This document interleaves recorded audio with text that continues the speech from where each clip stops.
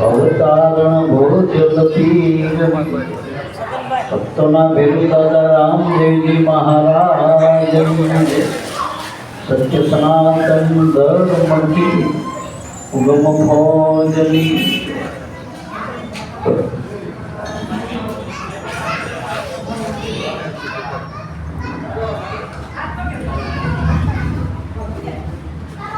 આપણા મહાપુરુષોના મતે આપણા સંતો એમના સિદ્ધાંતોથી સમજીએ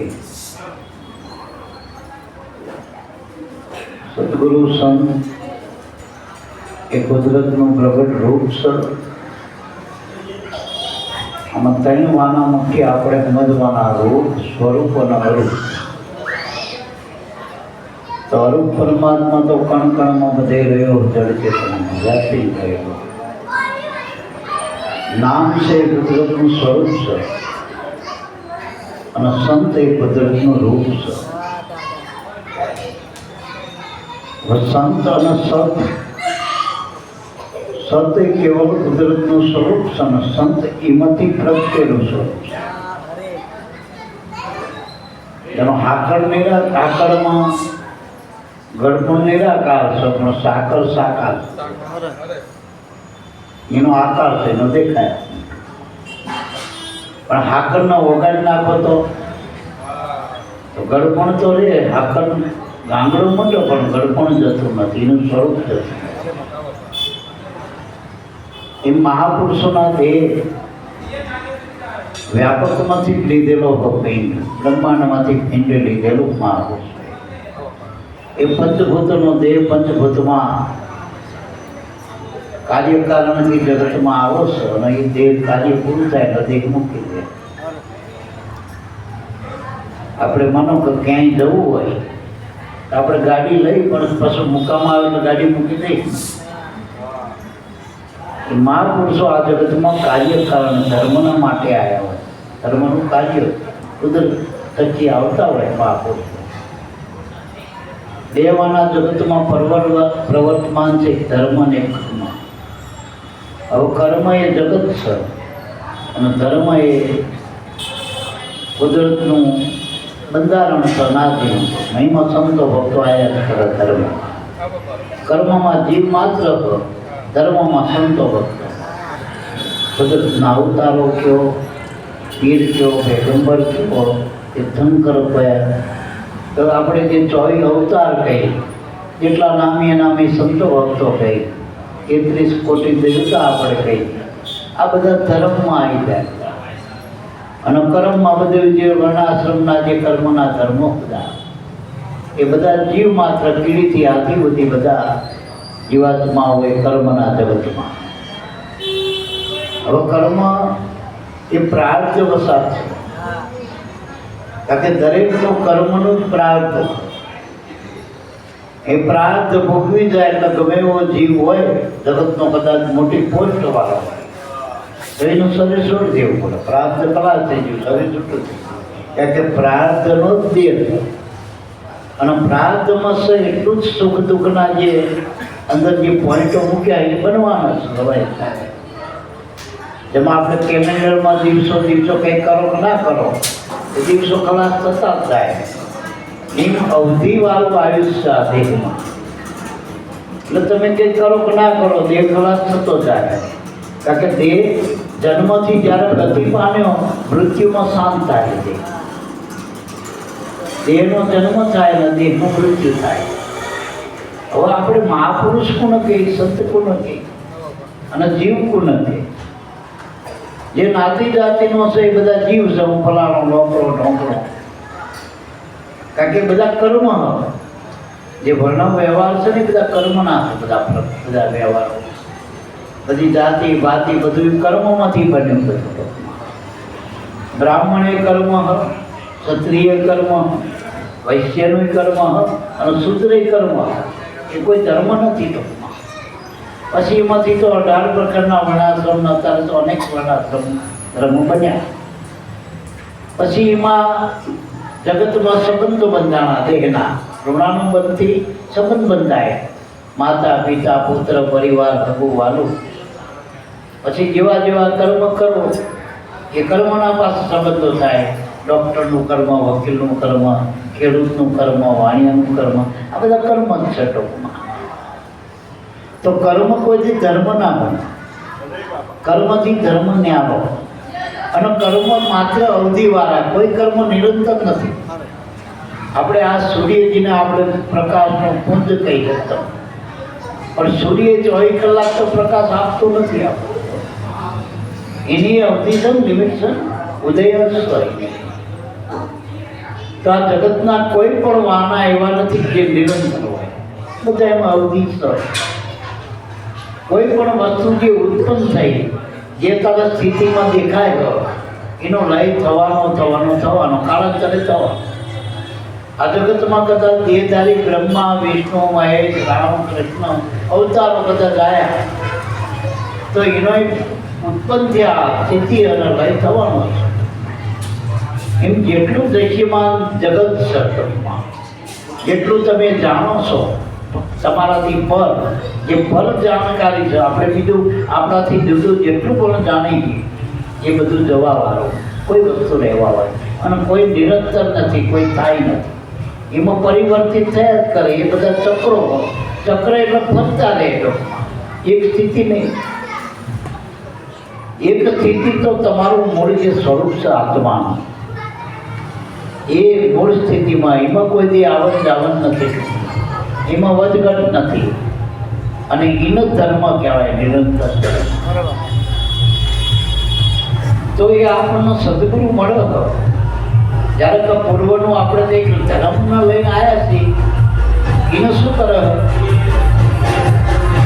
રાતે ભૂલી જઈએ આપણે, ઊંઘમાં તો બધું ભૂલી જાય, ઊંઘમાં બધું વિસ્મૃત થઈ જાય. પછી કર્મમાં જગાડે કે તમારે આ કામે જવાનું, આ વ્યવહાર, આ તહેવાર બધું કરવાનું. કે કર્મમાં એમ જે ધર્મમાં જે આવકમાં આવશે, હવે એમાં જગાડે. પણ એમાં મા કે બાપ કે પિતા કે જગતનો કોઈ સંબંધ આપણને જગાડતો નથી. એમાં સંત જગાડે, ધર્મમાં સંત જગાડે કે જાગ તું આ કરવાનું. કારણ કે જગતના જેટલા પણ કર્મો છે ભોગવટા, કર્મના ભોગવટા. અને ભોગવટા ભોગવો એટલે તમારું પ્રાપ્ત ખલાસ થશે. તમારા કર્મ ભોગવાઈ જાય, ફળ તમારું ભોગવાઈ ગયું એટલે ફળ પૂરું થઈ ગયું. ધર્મ એ અજર અમર છે, એના ફળે અજર અમર. હવે એ ધર્મમાં જો જાગૃતિ આવી જાય, તો સંત જગાડી દે અને જો અધિકાર આપી દે ભજન કરવાનો, કમાઈ કરવાનો. નામનું ભજન છે એ જ કમાઈ મનુષ્ય. એ કમાઈનો અધિકાર મળી જાય તો જેવી તમે ભજનની કમાઈ કરો એવું તમારું સ્થાન છે. આમ માનો કે રૂપિયો હોય, રૂપિયો સરકારનો કે 500 નોટ હોય, પણ સરકારની સહી વાળી હોય ને ચાલો, એના ઉપર કોઈથી બંધ ના થાય કે સરકારનું નામ છે. આપણે ઘરે ઠરાવ કર્યો હોય, કોઈ એરિયાવાળાએ પ્લાસ્ટિકના સિક્કા છાપ્યા હોય બધા ચેકમાં, તો એ હવું જે વ્યવહાર થતો એટલા પૂરતું ચાલે, બધે ના ચાલે. પણ સરકારનું નાણું બધે ચાલે ચાલુ. વળી આપણી સરકારનું નાણું પાછું અમેરિકામાં ના ચાલે, અમેરિકામાં અમેરિકન નાણું, અહીંયા ટ્રાન્સફર કરે. પણ ધર્મમાં તો એક જ અનાદિનું નાણું છે. પહેલા જે કમાણો હતો, જે હરિચંદ્ર કમાણો, જે પાંડવ કમાણા, બલિરાજા કમાણા, અને આ વર્તમાનમાં મહાપુરુષો જે કમાણી કરી રહ્યા એ નામની કમાણી, નામનું વજન. હવે પેલા બધા કાર્યોમાં શરીર ઘસાય આપણું, પછી સાધનો આપણે જરૂર પડે, સાધનો નહીં જરૂર પડે. એમાં સંજોગ, સ્થિતિ અને સમય ત્રણ વાના જોઈ અને એ પ્રાપ્ત વસાત છે.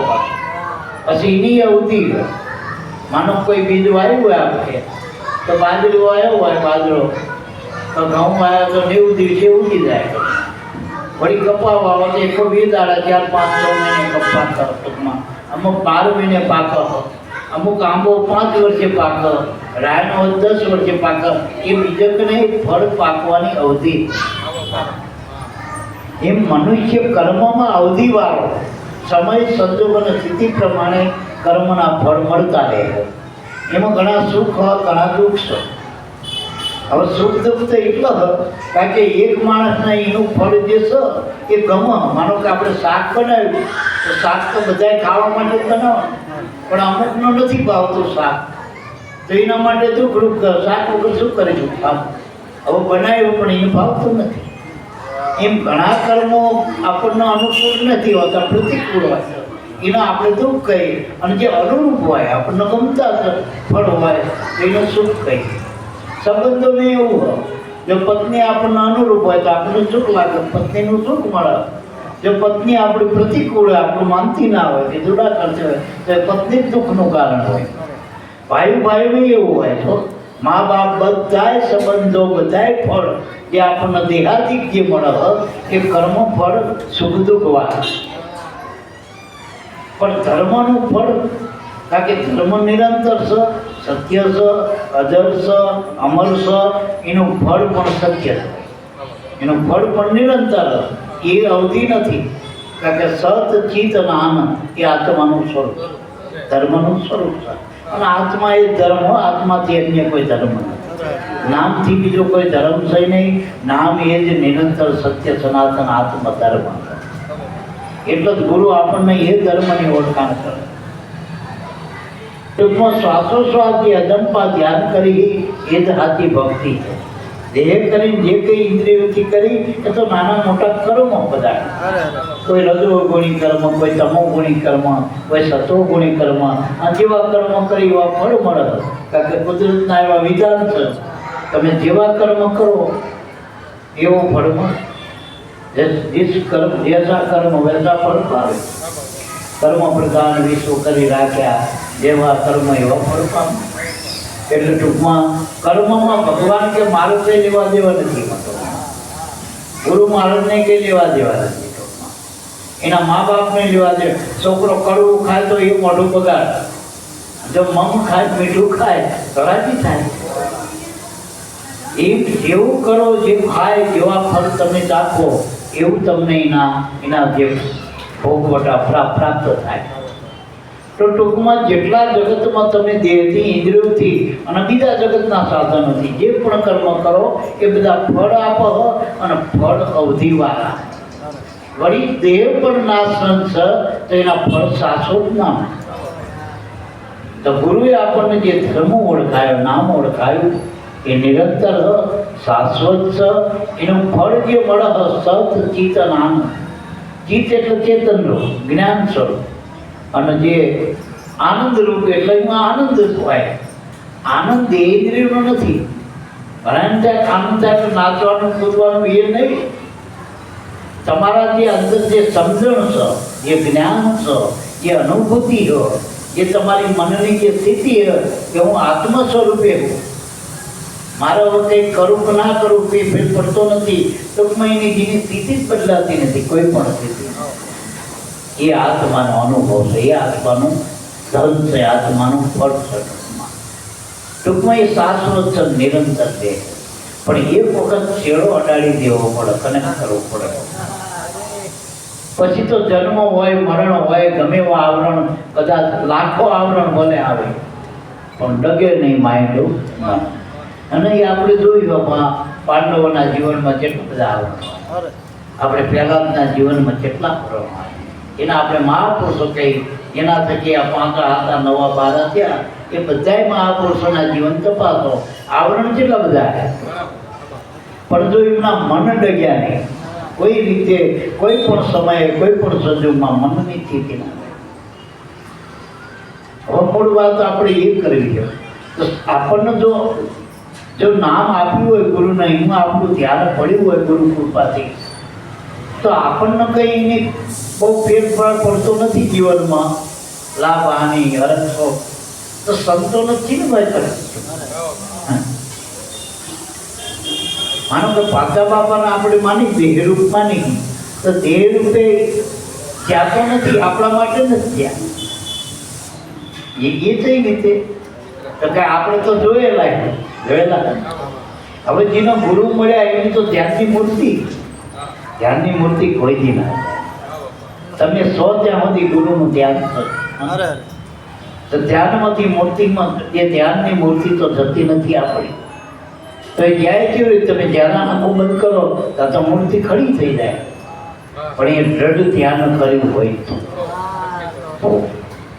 બાકી માનવા ખાતર માન્યા હોય ગુરુ તો પછી આપણે બીજા આવી જાય, વચ્ચે રામાપીર આવી જાય, બીજા આવી જાય. પણ જો ગુરુની મૂર્તિનું ધ્યાન કર્યું હોય અને જો શ્વાસોશ્વાસે અજંપા દાન આપ્યું હોય કુદરતમાં, તો એ મૂર્તિ પણ જતી, ગુરુની મૂર્તિ ના જાય. એની માનતા ના રાખવી પડે, સમજી જાય. માનો કે ઉગારામ બાબાની માનતા લાભુ દાદા, એક લાભુ દાદાને પરિવારે નહીં માને રાખી, નહીં રાખી હોય, કારણ કે ગુરુ મૂર્તિ દ્રઢ થઈ ગઈ છે, એનું સ્વરૂપ સમજાઈ ગયું. પછી માનતાના દેવ ના રહ્યા. સમજાય મારી વાત? કે મારું આટલું કામ છે, આમ કર્યું, તેમ કર્યું, એ માનતામાંથી નીકળ્યા. આ જગત ભલે ઉગારામની માનતા કરે, આખું જગત, પણ જેને ધ્યાનની મૂર્તિ બની ગયા, ઈષ્ટ બની ગયા, બરાબર, જેને પ્રભુરૂપ થઈ ગયું, ગુરુનું રૂપ પ્રભુરૂપ બની ગયું, પ્રભુ મૂર્તિ બની, પછી એને કોઈ માનતા રાખવાની નથી. વળી જો ગુરુથી એનો જો તાર બંધાઈ ગયો હોય, કારણ કે ગુરુના બે સ્વરૂપ છે. એક તો રૂપ છે, એ તો મેં કીધું ધ્યાનની મૂર્તિમાંથી રૂપ નથી થતું. બીજું સ્વરૂપ એટલું નામ છે, એ જે નામ આપણને ઓળખાવી દે શ્વાસામાં શબ્દ બ્રહ્મ છે, એ ગુરુનું અખંડ સ્વરૂપ છે. એ તો જતું જ નથી, એ તો ચોથા દેહમાં રહે, હૃદયમાં. પાંચા બાપાના આપણા બધાના 4 દેહ હોય, દરેક જીવ માત્રના 4 દેહ મનુષ્યમાં. અને ગીતામાં ભગવાને કીધું કે મનુષ્ય મારું સીધે સીધું પૂરેપૂરું રૂપ છે, માનવ મારું પૂર્ણ રૂપ છે. અને માનવ રૂપમાં જ કૃષ્ણના આપણે પૂર્ણ પુરુષોત્તમ કીધા. માનવ રૂપમાં જ આપણે ગુરુના ઉગારામે કીધું ને, પૂર્ણ પુરુષોત્તમ પરિબ્રહ્મ સદગુરુને દેખું હાજરા હજુર. જો અનુભવી ઓળખો અને ઓળખી ના તો ધરી નથી સ્વયંભૂ. આપણાથી કુલ નથી પરમાત્મા, આપણા સ્વરૂપમાં. એટલે ગુરુ મૂર્તિ એ પૂર્ણ સ્વરૂપ છે, રૂપમાં તો સ્વરૂપમાં તો અખંડ છે, નામ તો અખંડ, નિર્ગુણ બ્રહ્મ છે. તો એનો જ કોઈ આકાર નથી, એમાં જન્મ મરણ નથી, એ બધાથી પર રહેલું છે. એ તો તેજોમય સ્વરૂપ છે. આપણે શિવપુરાણમાં કથા આવે છે ને, કાલે મહાત્માની કથામાં જે કહેતા હતા કે શિવનું જ્યોતિર્મય સ્વરૂપ હતું. મોટું લિંગ આવ્યું કે જ્યોતિર્મય ભગવાનનું પ્રાગટ્ય થયું ને, એટલે પહેલું શિવનું જ્યોતિર્મય સ્વરૂપ આવ્યું. હવે આપણે કહીએ ને પ્રથમ તેજ તેજ તવન તવન કા પારા, પ્રથમ તેજ એટલે તેજ તેજના અંબા, જ્યોતિ સ્વરૂપ. આપણી ભાષામાં જ્ઞાન સ્વરૂપ, ગુરુ સ્વરૂપ, નિર્ગુણ સ્વરૂપ. હવે એ સ્વરૂપ છે ને, એનું કે બ્રહ્માંડ વિષ્ણુ શેડો ગોતવા ત્યાં તો જડ્યું નહીં. વિષ્ણુ ભગવાન કે હેઠા ઉતર્યા વરાળ રૂપ લઈ, અને ભગવાન પેલા બ્રહ્માજી કે હંસનું રૂપ લઈને ઉપર ઉઠ્યા, પણ એકે છેડો જડ્યો નહીં. જે નિર્ગુણ બ્રહ્મનો છેડો જ નથી, આદિ મધ્ય અંતથી પર છે સ્વરૂપ. તો એવું આપણું નામ છે નિર્ગુણ બ્રહ્મ સ્વરૂપ. એ સદગુરુનું અખંડ સ્વરૂપ છે, એનો છેડો આવતો નથી. એ કોઈ કાળે ના જાય. એ તાર જે કુદરતના હાલી ગયા આપણા અંદર, શ્વાસના ઉશ્વાસ, એમાં શેડો જોડી લેવો, ટોપમાં એમાં જોડી લેવો, એ કનેક્ટ કરી લેવો. અને ગુરુ મળે અહીંયા જ કનેક્ટ બતાવી ના પડે, એમ બતાવ્યું. પણ મેં ના કીધું ચાંપ પાડ્યા પછી પ્રકાશ થાય. ગુરુ મૂર્તિ છે એ ચાંપ છે. ઘણા પ્રકાશ નહીં પડતો, અંદર યંત્ર જ થતો. 12 હિસકારો કરીને પાછો આવો. ઘણા બધા દ્વારકા નગરી જોઈને પાછા આવો, પણ દ્વારકાથી મળતો નથી. મંદિરની આરતી સંભળાતી, 12 હોબારો સાંભળીને આવતો રહ્યો દ્વારકા પગ મૂકી. એમ જે મનોમય દેશ છે ટૂંકમાં, જે 14 ઇન્દ્રિયો, 5 કર્મેન્દ્રિય, 5 જ્ઞાનેન્દ્રિય, 4 અંતકરણ, આનો હોબારો છે. હિંમત પાછો આવી જાય, દેહ ભજન કરવા. પણ એનો આ જે સ્થૂળ છૂટી ગયો, એને ત્યાર દીધો, કારણ એના કર્મો મૂકી દીધા અને ભજન કરવા રહી ગયો. પણ મેં સૂક્ષ્મ શરીર છે ને 14 લોક, એમાંથી જીવ નવરો પડો તો આગળ જાય ને, ટૂંકમાં કારણમાં તો જાય ને. તો વૃંદાવનમાં એની એન્ટ્રી થાય, તો એનું અયોધ્યામાં એન્ટ્રી થાય, તો એની કાશીમાં એન્ટ્રી થાય, તો એની દ્વારકામાં એન્ટ્રી થાય. એના માટે ગુરુની જરૂર છે. ગુરુ વગર એ દ્વાર ખોલતો એટલે જ ગુરુની જરૂર છે. બાકી તો 14 લોકપતિનું જ્ઞાન તો શાસ્ત્રોનું પુરાણામાં બધા યોગ ને બધું ઘણું બધું છે જગતમાં, તો ઘણા બધા દાવા છે, પણ ગુરુની જરૂર ક્યાં કે એના અખંડ સ્વરૂપના. માનો કે ગળપણ આપણે કઈ વાતોથી થોડું ગળપણનો અસર થાય. આકરનો ગાંગડો મળે તો ગળપણનો અસર થાય, સમજાય? એમ ગુરુ છે ને આકરનો ગાંગડો અને ગળપણ છે એનું અખંડ સ્વરૂપ છે, એના કણ કણમાં રહેલો. પણ ગુરુનું શરણ લ્યો, ગુરુ કેમ કરો એની રેણી પાડો, એના એક ગુરુમાં ખૂબ જ નિષ્ઠા કરો. પોતાના મનથી આખું જગત ગમે એ ગુરુનું માન, પણ આપણા માટે પ્રભુનું છે એવું જ્યારે જણાઈ જાય તો આપણને અંદર એન્ટ્રી મળે. આપણને એટલે મન ન હોય, મન અંદર જતું રહે. અને જ્યારે મન ગુરુના દેશમાં જાય ને પછી મન રહેતું નથી, અમન બની જાય, સુરતા બની જાય. સુરતા એટલે ધ્યાન. જ્યાં સુધી મન છે ત્યાં સુધી એની વૃત્તિ બહાર મૂકવાય. પણ મન જ્યારે સુરતા બની જાય, લક્ષ્ય બધી સુરતા બની જાય નામમાં, પછી વૃત્તિ પાર જતી નથી. વૃત્તિ જેની બ્રહ્માંડ વળી સુરતા કરે સંગમ. ગુરુ વચનથી કે ઓળખજો માઈ બોલે તે નર પોતે છે નિગમ. આપમાં અગમ ઉગે ને જાણજો સદગુરુ બતાવે સતનામ. જ્યારે વૃત્તિનો ખેલ પૂરો થાય, વળ્યું અંતર્મુખ થાય, ગુરુની કૃપા થાય ને, એટલાના રાહુ દાદા ગુરુ કૃપા યોગી કહેતા હતા, કૃપા સાચી યોગ કહેતા હતા. પણ જ્યારે કૃપા થઈ તેને યોગ અંધાઈ જાય તો એ મહાપુરુષો છેલ્લા શ્વાસ સુધી જગ્યા. આપણે પાચારામ બાપાની વાતને હપ્તાનું વરસ એ શું એમાં યોગીનો નહીં અંધાણો હોય, એના એક એક શબ્દ અનુભવના હતા ને, એ ખાલી બેહતા હતા ને સામે તમે બેહી દો ને ઘડી મનનો વેગ ઓછો કરી તોય તમને જો શાંતિના આનંદ થતો હોય, પ્રકાશ પડતો હોય, ઘંટડી વાગતી એમના વગર ભજને તો એને તો વાગી જ થયું. માનો કે આ મંદિરમાં રાત પાડો મધ્ય મધ્ય ઘંટડી વાગતી હોય તો તમારે ખાલી હા ભરવાનું જ રહે ને મારા. એમ જે મહાપુરુષો, અનુભવી મહાપુરુષોના શબ્દો આપણા જીવનમાં આપણા મનના સમાધાન કરતા હોય એટલે માનજો કે અનુભવી મહાપુરુષ. અને એ જ આપણને ખેંચતા હોય. અધિકારી બનવું ને તો એ આપણને ખેંચે ગુરુત્વ આકર્ષણ. આ પૃથ્વીને કોણ ખેંચે? ગુરુત્વ આકર્ષણ. આ 14 લોક કોના આધારે? એ વચનના, વચન એટલે ગુરુત્વ આકર્ષણ.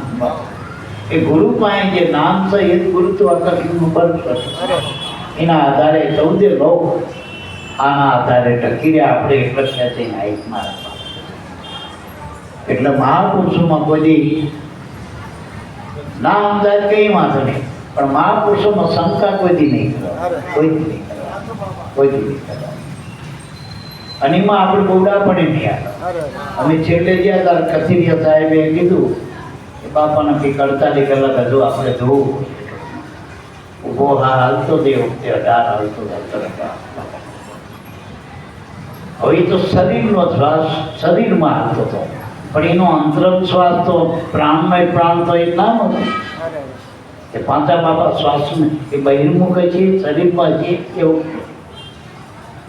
ટૂંકમાં એ સ્થિતિ રહી. શરીરની સ્થિતિ છેલ્લી હતી, પણ એમની સ્થિતિ તો સનાતન હતી મનની. એનું મન જ નહોતું એમાં. ટૂંકમાં શરીરમાં શરીરથી આસક્તિ તો મહાપુરુષની પહેલી છૂટી થાય.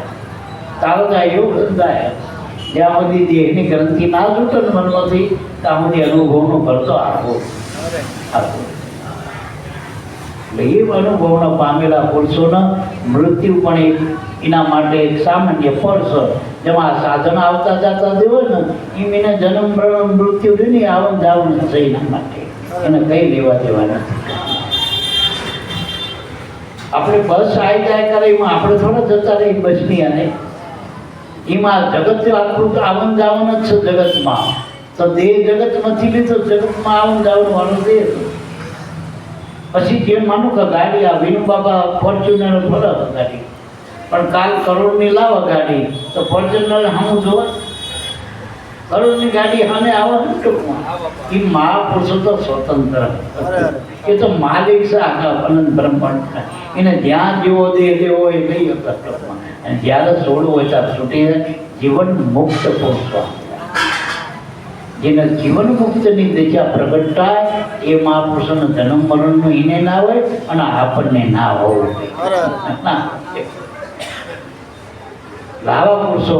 અને બીજી રીતે કે જગતમાં માણસ મૃત્યુ પામે ત્યારે રોગ અકળ થાય, કારણ કે રોઈ જાઉં કે નુકસાનીમાં જેવો ધંધો, ખોટનો ધંધો. આવો અમૂલક જન્મ મળ્યો અને ખોટનો ધંધો કર્યો. અને આપણે ઉત્સવ મનાવ્યો, જ્યારે બાપાને આપણે લઈ ગયા શોભાયાત્રામાં તો આનંદ ઉત્સવ કર્યો ને મારા. આપણે જેમ પેલા વરદાદો પહેરવા જતો હોય ને એમાં કુદરતના પોતાના ઘરે જતા હતા. જેમ આપણે એ વખતે કારણ કે દીકરી એના ઘરે જતી હોય એટલે મા બાપ એને કેવો ઉત્સવ કરતા હોય, ઉત્સવ કરતા હોય, એનો ઉત્સવ હોય.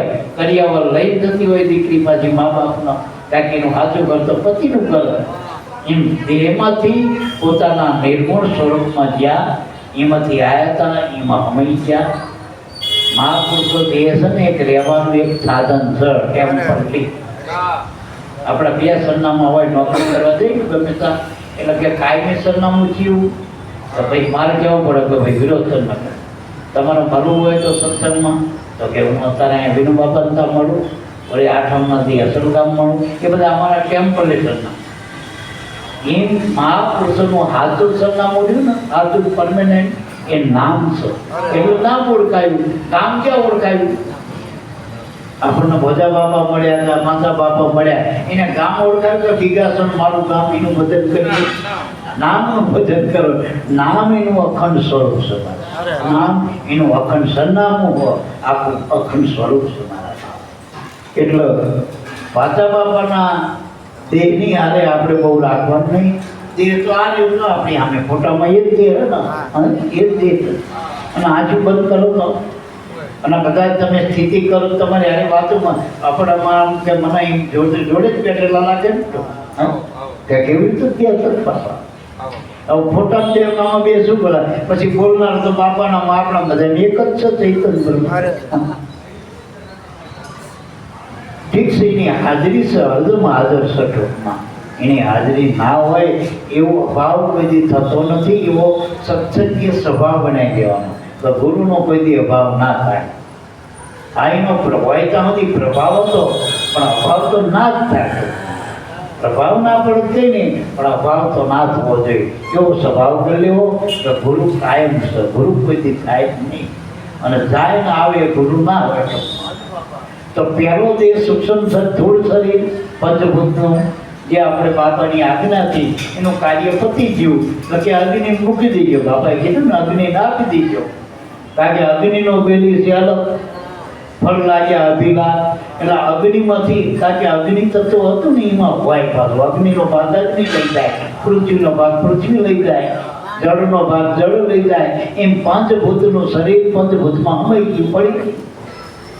પણ પાંચા બાપા ક્યાં ગયા? હવે બીજા જે પાંચા બાપા એ શબ્દ સ્વરૂપે જે બધા એમ બોલે તો કે આપણે બધા બોલે ને પાંચા બાપા. તો પાંચા બાપા આપણે બોલીએ તો આપણામાં બોલે, બહાર બોલે કે જેલમાં બોલે, આપણામાં જ બોલે. તો આપણામાં બોલે તો ચેતન બોલે, તો આપણામાં જળ બોલે. તો કારણ છે ને, કારણમાં જે શ્વાસ આવે ને એ ચૈતન છે. ચૈતન વગર શબ્દ ઉલટો. શબ્દ ચૈતનથી ને એવું આગળ તમે જાઓ, આગળ વાત તમે ટૂંકમાં શ્વાસથી ઉપર જાઓ તો એ શબ્દ બ્રહ્મ સચિને મૂળ શબ્દ કહેવાય. એ શબ્દમાં તો કાયમ માટે સજ ઓળખ ના બોલો, સજ એને નિર્વાણ કહેવાય. વાણી રહિત પદ કુદરતનો કહેવાય, જેમાંથી આવા અનંતના પાર મહાપુરુષો આયા જ કરે જગતમાં. અને એ સંત કોઈ દી, સંતનો કોઈ દી અભાવ હોતો નથી. સંત કાયમ હોય. અવતારોમાં કદાચ આપણે માનો અંતરપટ પડ્યું તો 550 વર્ષ પહેલા કે રામાપીર થયા ને હવે કોઈ અવતાર થયો નહીં, અને હજુ કે કલકી અવતાર થવાનો એની વાત જોવાની. પણ આપણે સંત વગરની સૃષ્ટિ એક સેકન્ડ રહી હતી, કારણ કે સંત ના હોત સંસાર में तो जली जात ब्रह्मांड, આ જ્ઞાન की लहर से धारता. સંત હોય જ જગતમાં. સંત વગર એક સેકન્ડ સૃષ્ટિ ચાલતી, આ પૃથ્વી રહેતી અને સંત એ જ આ માના ઘરેણા, પૃથ્વી માના ઘરેણા સંત. એટલે બીજું જે સ્વરૂપ હતું એ શબ્દ સ્વરૂપ, જે બોલતો હતો, બધા બોલતો હતો ને, વાણી રૂપે બોલતો હતો. હવે મનમાં ભાવ હોય, પ્રેમ હોય તો એ શબ્દ બોલો. કંઈક આપણે એની હારે કનેક્શન હોય તો એ શબ્દ આપણા બોલે. જેની હારે કનેક્શન નથી, જેને જાણે જ નથી, એ આપણામાં બોલતો. મને કોકના આપણે કઈ અજાણ્યાનું કે તું ભજન બોલ, કે મને ભજન બોલતા નહીં આવડતું. બોલો ખરો પણ ભજન બોલતા આવડતું નથી. એમ પાંચા બાપાના કદાચ ના મળ્યા હોય, એ ના બોલો તો કઈ ફેર નથી. આમ તો પાંચા બાપા, 5 તત્વોના દેહ મરે, એ બધા પાંચા બાપા જ છે. છઠ્ઠો બોલે એ પાંચા બાપા જ છે બધા. તો ત્રીજો શ્વાસ છે. અને બાપા શું કહેતા, આપણે એ પકડ કરજો એનું, કે નિષ્ફળ થઈને જીવન, કે શ્વાસા અમારા સદગુરુ કહેતા. એટલે શબ્દ આપણો આત્માનું સ્વરૂપ છે ને શ્વાસ છે એ મારો ગુરુ. અને ખરેખર ગુરુમાં જ રહે ને આત્મા ક્યાં રહે? હાથું બોલે ક્યાં રહે? ગુરુ. તો આપણે શબ્દ બોધ જે અંદર જે સૌબ્રહ્મ છે એ આત્મા શબ્દ બ્રહ્મ છે, પણ એ રહે છે ક્યાં? શ્વાસ. ઠેકાણું ક્યાં બતાવ્યું? શ્વાસમાં છે વાસીને ખોજી લેવો ખાસ. આપણને ગુરુએ સૌને હમ બતાવ્યો, સમજાયો, બોલ્યા, પણ નાખ્યો જીમાં શબ્દ ક્યાં નાખ્યો? નાકમાં, કાનમાં, હાથમાં, પગમાં, શ્વાસમાં. આ શબ્દ આપણા શ્વાસમાં. ક્યાં નજીકમાં બતાવ્યું? શ્વાસમાં. શ્વાસમાં બતાવી બીજે કે નાકમાં ધ્યાન રાખજે, કાનમાં રાખજે, નાકની અણી પર રાખજે, માથામાં રાખજે. ના, આ શ્વાસમાં ધ્યાન રાખવાનું. કે શ્વાસ એ સદગુરુ કહેતા હતા બાપા, ગુરુ કહેતા હતા. કારણ કે એનાથી બધું હાલત, એના વગર હાલતું નહીં. કરતા કુદરત જ. તો શબ્દ સ્વરૂપે આત્મા, આત્મા અક્રિય પદ છે, એમાં કોઈ ક્રિયા નથી. એ તો કેવળ પ્રકાશ છે, પ્રકાશ છે, જેને આપણે હમણાં કીધું જ્યોતિ સ્વરૂપ છે. વળી એક ગુરુ શબ્દ છે આપણો, ભૂમા ભગવાન છે, નામ છે આપણું સ્વરૂપ છે. બે શબ્દની રમત છે ટૂંકમાં. અને એ બે શબ્દમાં બેને મેળવવાના ક્યાં? છેલ્લા છઠ્ઠા શબ્દમાં હમાઈ દેવાના, અહીંયા એક કરી દેવાના. ગુરુ અને ગોવિંદ બે સ્વરૂપ છે. ગુરુ પહેલો શબ્દ જેનું આપણે સ્મરણ કરીએ, ગુરુ શબ્દ છે. વળી જે ગુરુ આપણને ઓળખાણ કરાવો નામની, એ શબ્દ આપણો આત્માનો શબ્દ છે. એ ઉગારામ બાપાએ કીધું. દરેક મહાપુરુષોનો મત છે. મારા બાપ વેદનો મત છે. આપણી એકલી વાત નથી કરતા. સોહમ સોહમ બોલ રહી મેના એ અષ્ટકોલ વેદ કા. એટલે દરેક મહાપુરુષો, શાસ્ત્રો, સંમત બધાનો અનુભવ ટૂંકમાં અહીં વાત આપણને સમજાવે. પણ બેને એક ક્યાં કરવા? ત્યાં તુહી શબ્દ આવે. તુહી એટલે હું અને તુની એકતા. તા હું નહીં, તું નહીં, તા માયાનું શું જો? તુહી સદા. હું નહીં, તું નહીં, તુહી સદા, તા માયાનું શું જો? એમ જ્યાં ગુરુ ને ગોવિંદનું એક કરતા. તો આપણે શ્વાસ લીધો અને જ્યાં મૂક્યો ત્યાં ભરાય, મુકામ આવી ગયો. હવે મુકામ આવી ગયો પછી કઈ સાધનની જરૂર કરી? પણ ત્યાં સુધી આપણે ગુરુનો આધાર લેવાનો હોય, એના જ્ઞાનનો આધાર લેવાનો હોય, એની રહેણી પાડવાની, એની સેવા, સત્સંગ, સમરણ. અને સમજ્યા પછી એ મહાપુરુષે છોડ્યું નથી. 97 વર્ષ સુધી આપણી સામે રાખ્યો એમને. બધી તિતિક્ષાએ તો વેચી જે છે ને શરીરે. પણ કોના માટે? કારણ કે કુદરતનો સિદ્ધાંત છે. તો સમજેલો સમજાય. સૂર્યમાં પ્રકાશ છે તો જગતમાં પ્રકાશ આપો ને, એમ ગુરુમાં જ્ઞાન છે તો જ્ઞાન આપો ને મારા. અને જગતમાં મોટી વસ્તુ આત્માનું જ્ઞાન બનાવો. એની તોડે જગતમાં કોઈ જ્ઞાન નહીં. સબ જ્ઞાન સો જ્ઞાનડી, આત્મ જ્ઞાન સો જ્ઞાન. ગોળા મારે બારૂદના સાથ તરીકે આત્મજ્ઞાન ગુરુથી પ્રાપ્ત થાય, એની દયાથી થાય. એટલે આપણે આ કૃપાયોગ છે, ભક્તિ. આ કોઈ સાધન યોગ નથી, કોઈ સાધન સિદ્ધિની જરૂર નથી, કોઈ બીજી મુદઈની જરૂર નથી. સીધા થઈ જવાની જરૂર છે. સીધું સમજો કે ગુરુ મળે, ભગવાનના નામ મળી, એ જ રામ મળે. તો બધાય વાના આપણને પાછા બાપા થકી દરેક સંતોથી જીવનજીએ મળ્યા. સંતો ગઢાવો, સંતો કોઈ એમ ના કે ભોજા બાપા હોય પાછા બાપા એમ ના કે હું ભગવાન છું, પણ આપણે એને ભગવાન માનવાના. એ ભોળવો તો નહીં ભોળવાનું, જગત તો હું, પણ ગુરુ કદાચ ભોળવો ને કે બીજો ભગવાનના આકાશ પણ પાછળ તોય નહીં ભોળવાનું.